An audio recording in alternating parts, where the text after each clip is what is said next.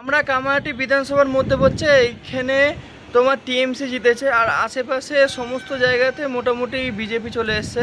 সেহেতু আমাদের এখানে অরূপ চৌধুরী বিজেপি ক্যান্ডিডেট ছিল, সে হেরেও জিতে গেছে, মদন মিত্র জিতেও হেরে গেছে, এরকম ব্যাপারটা হয়ে আছে অলরেডি, কিন্তু অফিসিয়ালি সেটা না।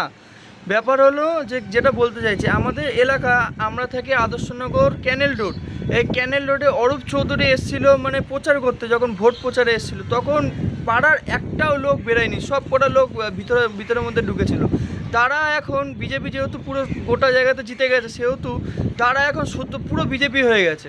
মানে পাড়াতে এখন সবাই বিজেপি, টিএমসি কেউ নেই, টিএমসি খুঁজেই পাওয়া যাচ্ছে না, এরকম ব্যাপার হয়ে গেছে।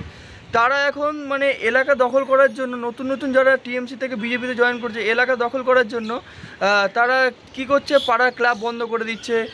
কিছু হলেই সব সব মানে বিজেপির লোককে ডেকে নিচ্ছে, মানে নতুন নতুন যারা টিএমসি তারাই, মানে কিছু লোক একত্রিত হয়ে গেছে, বিজেপি জয়েন করে নিয়েছে, তাদের কথা বলছি।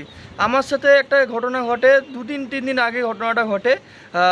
আমাদের বাড়ির উল্টো দিকে পাক্কা টিএমসি ছিল, সারাক্ষণ মদন মিত্র জার্সি পরে ঘুরে বেড়াতো। তারা এখন স্বয়ং বিজেপি হয়ে গেছে। আর সেই ভোর 6টা থেকে মানে জেতার পরে মানে ভোর 6টা থেকে গান চালিয়ে বসে আছে, যে শুধু বিজেপির গান চালিয়ে, মানে আশেপাশে সবাইকে শোনাচ্ছে যে বিজেপির লোক।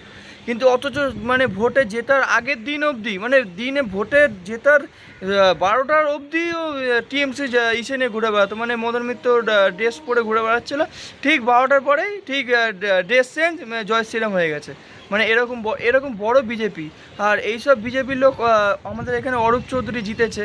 অরূপ চৌধুরী বিজেপিতে এইসব কোনো সংগঠন অ্যালাউ করে না আমি শুনেছি, যেহেতু শ্রমিক ভট্টাচার্য আমাদের ভারতীয় তোমার অল পশ্চিমবঙ্গের সভাপতি, সেই বলে দিয়েছে যে কোনো 3 মাস কোনো বিজেপিতে জয়েন করানো যাবে না। সেহেতু আমাদের এইখানকার নতুন নতুন লোকেরা বিজেপিতে কীভাবে জয়েন করছে, এটাই আমার কোশ্চেন অরূপ চৌধুরীর কাছে। নমস্কার।